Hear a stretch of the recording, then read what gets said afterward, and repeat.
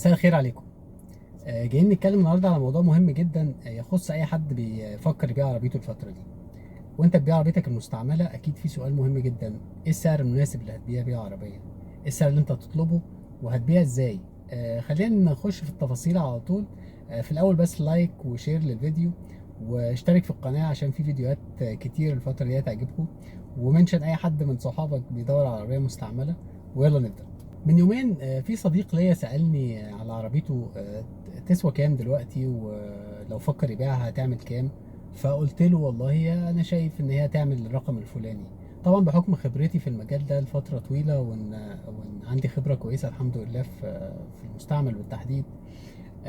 قال لي ايه ده انا في حد من جيراني قال لي هاخدها منك برقم الفلاني. انا اتصدمت بصراحة، لان الجاب ما بين الرقم اللي هو قاله له وسعر السوق الحقيقي حوالي 50,000 جنيه. فطبعا النهارده وحضرتك بتبيع عربيتك، انت محتاج ان انت يجيلك فيها الفير برايس، يعني يجيلك فيها السعر العادل. اكيد احنا مش لاقيين الفلوس، واكيد مش عايزين حد يضحك علينا. فالنهارده بس جاي اقول لك على شويه نقط كده بسيطه، من خلالها هتقدر توصل للسعر الطبيعي لعربيتك في السوق، بحيث ان انت لا تكون بتبيع بسعر غالي قوي، ولا تكون في نفس الوقت بتبيع بسعر رخيص وتندم بعد ما تبيعها انت ازاي بعتها بالسعر ده. خلينا نبدأ في الخطوات. انت اول خطوة حضرتك هتسأل حد من اصدقائك اللي بتثق فيهم واللي عندهم خبرة في العربيات. هتقول له انا عربيتي مواصفاتها كذا كذا كذا، النهاردة سعرها في السوق يعمل كام. هيرد عليك برقم معين، هتسجل الرقم ده في مخك. تاني خطوة، واكيد يعني اغلب الناس عارفاها دلوقتي، ان في منصات كتير جدا للسيارات المستعملة، زي او ال اكس وزي هتلاقي وزي كونتاكت كارز، واكيد طبعا الجروبس اللي موجودة على الفيسبوك. يعني في اماكن كتير جدا بيتعرض فيها العربيات المستعملة، وبتشوف حضرتك الاسعار عاملة ازاي في البراند اللي حضرتك تمتلكه. خلينا نتكلم او ننبه ان لازم تكون انت اكتر واحد اكيد طبعا عارف الكونديشن بتاعت عربيتك، وعارف هي زي ما اتكلمنا في فيديو قبل كده ان العربيات المستعمله ما بتخرجش بره نطاق الكلاس A و B و C، ورتبناهم حسب الكونديشن بتاع العربيه. فلو عربيتك مثلا من الكلاس A، العربيه نظيفه جدا وحضرتك عارفها وصيانتك بتعملها بانتظام وكل حاجه، فاحنا كده بنشوف العربيات اللي في نفس حالتها ونفس الموديل الصنع بتاعها. يعني ولتكن عربيتك مثلا موديل 2015، هنشوف العربية السليمة منها في السوق النهاردة بتتباع بكام. يبقى في رينج للعربية بتاعتك في السوق. حضرتك اللي بتحدد هو عربيتك في انهي مكان في الرينج ده. يعني لو عربيتك بتتراوح ما بين 300 و 350، حضرتك انت اكتر واحد هتقدر تقول انا هطلب 300، هطلب 310، هطلب 340. محتاجه كاوتش، محتاجه صيانه، انت اكتر واحد هتحدد السعر المناسب ليك. يبقى اول خطوه هتسال صديق ليك بيفهم في العربيات واكيد بتكون بتثق فيه. تاني خطوه ان حضرتك هتدخل على اول اكس كونتاكت كارز، هتلاقي الفيسبوك الجروبس بتاعت الاونرز الملاك للعربيه بتاعتك. تالت خطوة، وفي ناس يعني ممكن تعملها يعني في نطاق السكن بتاعك، ان اكيد في معارض سيارات في نطاق المنطقة اللي حضرتك ساكن فيها. حضرتك بتعدي على المعرض وتقول له والله انا معايا عربيتي، لو حضرتك تحب تشتريها ممكن اعرف هي تسوى كام. هيطلع يبص على عربيتك وهيحط لك رقم. شوية هتبص على معرض تاني وتخليه يبص على عربيتك ويحط لك رقم. معرض تالت، يعني نكتفي في معرض او اتنين عشان بس يبقى انت كده لميت سعر العربية. خليني اتكلم معاك في حتة المعارض. هو بالتأكيد عايز يكسب، وعايز انوه لحتة مهمة جدا ان تجارة السيارات في حد ذاتها مش حرام ومش عيب، وبالتالي وبالتأكيد هي التجارة مشروعة. واكيد زي اي مجال من المجالات هي فيها ناس لسه بتعامل ربنا، ولسه بتقيس معاملاتها بمنطق الحلال والحرام. على الجانب الآخر أكيد في ناس ما عندهاش الضمير ده بالمرة، للأسف طبعا.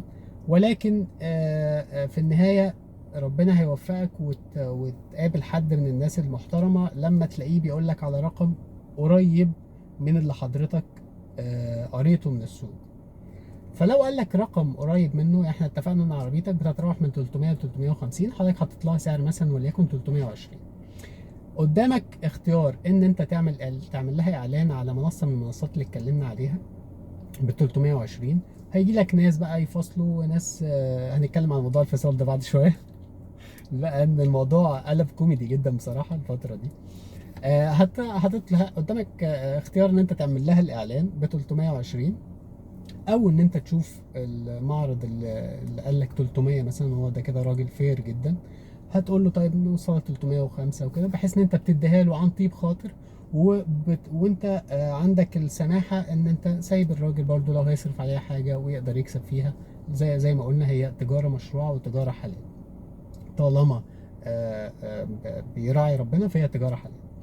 فقدام حضرتك الاختيارين، يا اما هتطلب فيها 320 وهيجي ناس تفاصل معاك، يا اما هتديها للراجل ربنا يرزقه فيها ب 300 305 زي ما انت هتسمح له في العربيه.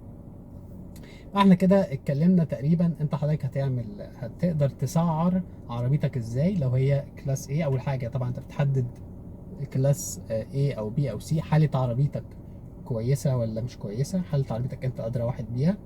تاني حاجة بنسأل وبنعرف رينج عربيتك كام في السوق، لازم تعرف رينج عربيتك في السوق النهاردة بتتباع بكام.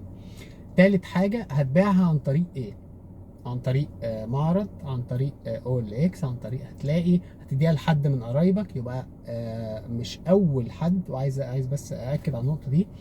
أنا النهاردة نويت أبيع عربيتي، قابلت حد بقول له أنا عايز أبيع عربيتي، فقال لي 250.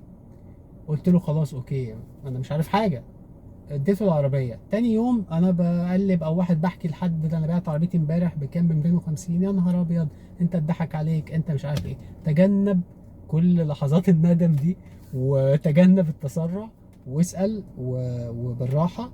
ولو عملت اعلان بالمناسبه يعني الموضوع يعني هتقابل الكوميديا اللي كنت بقول لك عليها من فتره. عملت اعلان لعربيتي عادي جدا، وبحكي لك على تجربه شخصيه، والناس يعني بتفاصل قبل ما تشوف الحاجه. يعني انت برضه لو عملت كده فانت تبقى مجهز نفسك انت هتخوض مغامره كوميديه. آه، يعني تبقى مجهز نفسك ان لو حضرتك عملت اعلان على منصه من المنصات دي، انت هتقابل مغامره كوميديه بحته يعني. واخرها كام وانا جاي لحضرتك من سفر وجاي يقول لي لسه اجيب كام معايا، فما تفاصلش في التليفون. نصيحتي ليك ما تفاصلش في التليفون عشان مجهودك وطاقتك واعصابك. قول له حضرتك شرفني اتفرج على العربيه وربنا يعمل الخير. انا كده تقريبا شرحت لك اهم النقط اللي من خلالها تقدر تجيب احسن سعر لعربيتك وبانسب طريقه بيع، وبحيث ان انت النهارده احنا في ظروف صعبه، فال 10000 جنيه او ال 20000 جنيه انت اولى بيهم ان حد يضحك عليك. ده لو انت مش عارف حاجه. لكن لو انت عارف ان عربيتك تسوى السعر الفلاني، وبتسامح لحد ان هو ياخدها يعمل فيها شويه حاجات، يغير كاوتش، يظبط فيها حاجه ويكسب فيها، ده يعني ده اكيد خير. ويعني رحم الله شخصا سمحا اذا باع سمحا اذا اشترى. طبعا لو حد حابب يسالني على اي حاجه في العربيات المستعمله او عايز اي استشاره، بالتاكيد انا مش هبخل عليه باي حاجه او اي معلومه. لو عايز تسالني عن سعر، عن رينج عربيه، عن طريقه بيع، يعني اي حاجه في المستعمل تحب تسالني فيها، انا تحت امركم طبعا. اتمنى يكون الفيديو عجبكم النهارده، وان شاء الله في فيديو مهم بيتحضر هيكون جاهز الاسبوع الجاي. وبما ان انت بعت عربيتك المستعمله خلاص، اكيد بتفكر تشتري عربيه تانية، في فيديو موجود على القناه بيتكلم عن الخطوات المهمه اللي تعملها لما تيجي تشتري عربيه مستعمله، يا ريت تتفرج عليه. اشوفكم على خير الفيديو الجاي، مع السلامه.